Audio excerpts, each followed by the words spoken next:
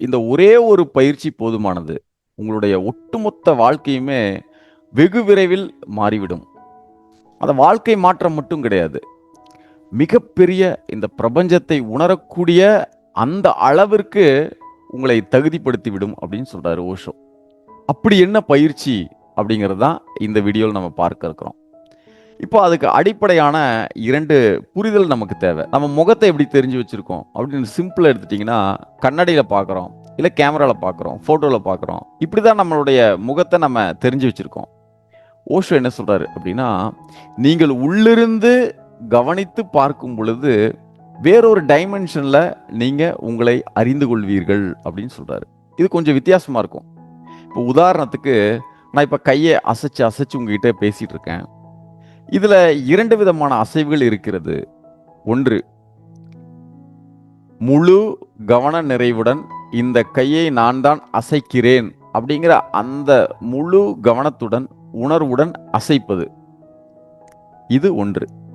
இரண்டாவது என்னன்னா, எப்பவும் போல சாதாரணமா இங்க டச் பண்றது, இங்க அசைப்பது, இப்படி பேசுவது, இப்படி. இது எந்திரத்தனமான அசைவுகள் அப்படின்னு சொல்றாரு. முதல் வகையான அசைவு தன்னுணர்வுள்ள அசைவு.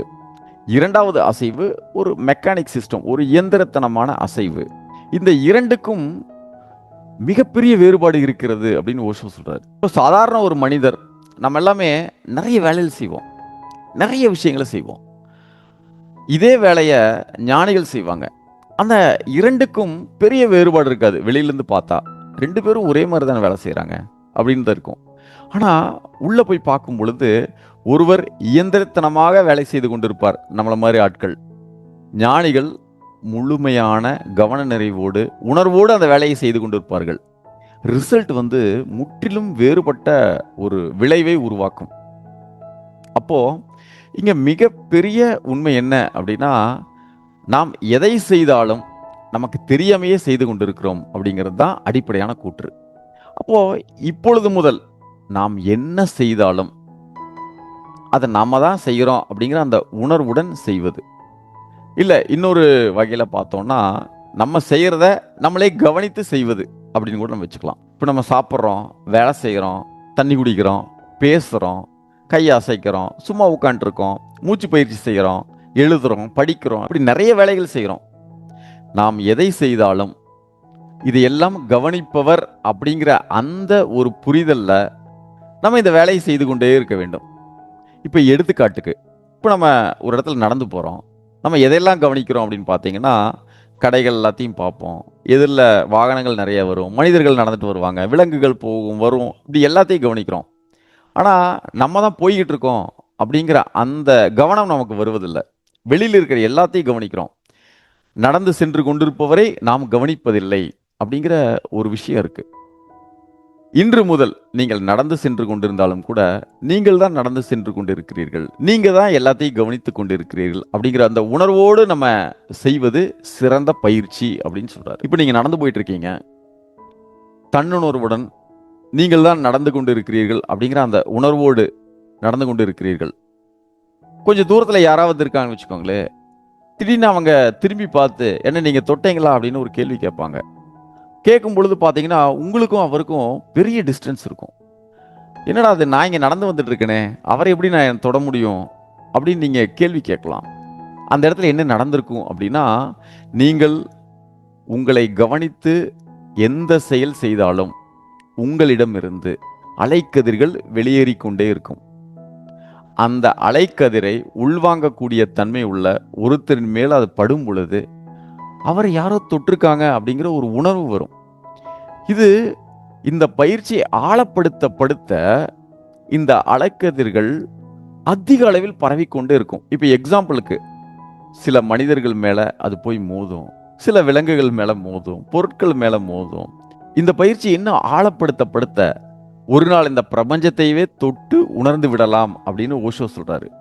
இது கேட்பதற்கு ரொம்ப மிராக்கிளா இருக்கும், ஆனா சாத்தியக்கூறுகள் இல்லாத மாதிரி தான் தெரியும். ஆனா இந்த சிம்பிளான பிராக்டிஸ் போதுமானது அப்படின்னு சொல்றாரு. இதுல ஒரு இடத்துல நீங்க எக்ஸ்பீரியன்ஸ் பண்ணி பாருங்க அப்படின்னு சொல்றாரு.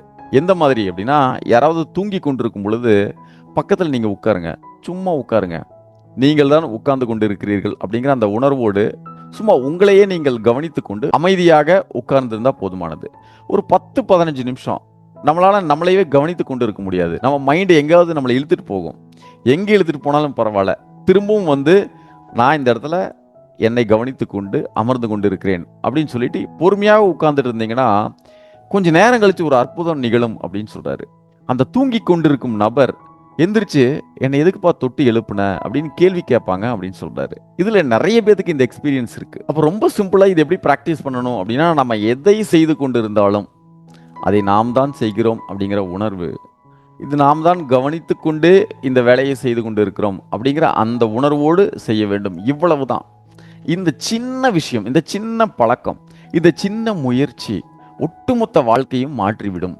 கொஞ்ச நாட்கள்லேயே நாம் செய்யக்கூடிய செயல்கள் அனைத்துமே அற்புதமான விளைவை தரும். இதில் என்ன பியூட்டி அப்படின்னா, நம்ம நிறைய வேலைகள் செய்கிறோம், அதில் நிறைய வேலைகள் பிரயோஜனம் இல்லாமல் போயிடுது. அப்போது இந்த பிரயோஜனப்படாத அனைத்து வேலைகளுமே நாம் அப்படியே விட்டுட்டு எது ஆக்கப்பூர்வமான வேலையோ, அந்த ஆக்கப்பூர்வமான விழிப்புணர்வான எது உண்மையிலேயே பலன் கொடுக்கக்கூடிய வேலையோ அந்த வேலைக்கு ஆட்டோமேட்டிக்காக நம்ம வந்துடுவோம் அப்படின்னு சொல்கிறாரு. இது எவ்வளவு பெரிய ஒரு அற்புதம். அப்போ நம்ம செய்யக்கூடிய செயல்கள் அனைத்துமே விழிப்புணர்வு இல்லாமல் ஏதோ மெஷினா இயந்திரத்தனமாக செய்து வந்திருக்கிறோம். அப்போ இந்த நொடி முதல் நாம் எதை செய்தாலும் தன்னுணர்வோடு தான் தான் இந்த வேலையை செய்து கொண்டு இருக்கிறோம் அப்படிங்கிற உணர்வோடு, தான் தான் இந்த கைகளை அசைக்கிறோம் அப்படிங்கிற உணர்வோடு, தான் தான் பேசி கொண்டு இருக்கிறோம் அப்படிங்கிற உணர்வோடு, தான் தான் நடந்து கொண்டு இருக்கிறோம் அப்படிங்கிற உணர்வோடு, சும்மா அமர்ந்திருக்கும் போது கூட தான் தான் அமர்ந்திருக்கிறோம் அப்படிங்கிற உணர்வோடு நாம் அதை செய்து வர வேண்டும். ரொம்ப சிம்பிள், ஆனால் செய்வதற்கு ரொம்ப ரொம்ப கஷ்டம். ஏன்னா நிறைய நேரங்களில் நம்முடைய மனம் நம்மளை எங்கேயாவது இழுத்துட்டு போயிடுவாங்க. ஏதாவது பிரச்சனைகளிலையோ, ஏதாவது மன எழுச்சியிலோ, ஏதாவது உணர்ச்சி வேகத்திலேயோ நம்மளை எங்கேயாவது அவங்க எடுத்துகிட்டு போயிடுவாங்க. அப்போ இன்று முதல் எத்தனை முறை நம்ம வெளியில் போனாலும் கூட நாம் திரும்பவும் வந்து நாம் தான் இந்த இடத்தில் அமர்ந்திருக்கிறோம் அப்படின்னு இந்த இடத்திற்கு வந்து விட வேண்டும் அப்படின்னு ஓஷோ சொல்றாரு. இது எல்லாமே விழிப்புணர்வு அப்படிங்கிற புத்தகத்தில் ரொம்ப தெளிவாக இருக்கு. இந்த புத்தகம் தேவை அப்படிங்கிறவங்க நான் அந்த லிங்க் டிஸ்கிரிப்ஷன்லையோ இல்லை வீடியோ கீழேயோ நான் ஆட் பண்ணுறேன், நீங்கள் போய் வாங்கிக்கோங்க. ஆனால் இது கேட்க போனால் ரொம்ப சிம்பிளாக இருக்கும், இவ்வளோதானா அப்படின்ட்டு இருக்கும். ஒரு 10 நிமிஷம் டைமை ஒதுக்கி இந்த 10 நிமிடம் நான் எதை செய்தாலும் நான் தன்னுணர்வுடன் செய்வேன் அப்படிங்கிற ஒரு முடிவுக்கு வந்துட்டு நீங்கள் செஞ்சு பாருங்க. எத்தனை முறை அந்த 10 நிமிஷத்தில் நம்ம வெளியில் போயிடுறோம், அந்த உணர்வில்லாத நிலைக்கு போயிடுறோம், எதையாவது நினைத்து கொண்டு எங்கேயோ பறந்துடுறோம் அப்படிங்கிறது நமக்கு புரிய வரும். அப்போ ரொம்ப சிம்பிளான ப்ராக்டிஸ். தினமும் ஒரு 10 நிமிடமோ 30 நிமிடமோ செய்யணும். முடிஞ்சால் எல்லா நேரங்களிலும் எல்லா வேலைகளிலுமே இதை செய்து வந்தால் மிக அற்புதமான ஒரு பலனை பார்க்கலாம் அப்படின்னு விழிப்புணர்வு புக்கில் ஓஷோ தெளிவாக சொல்கிறார்.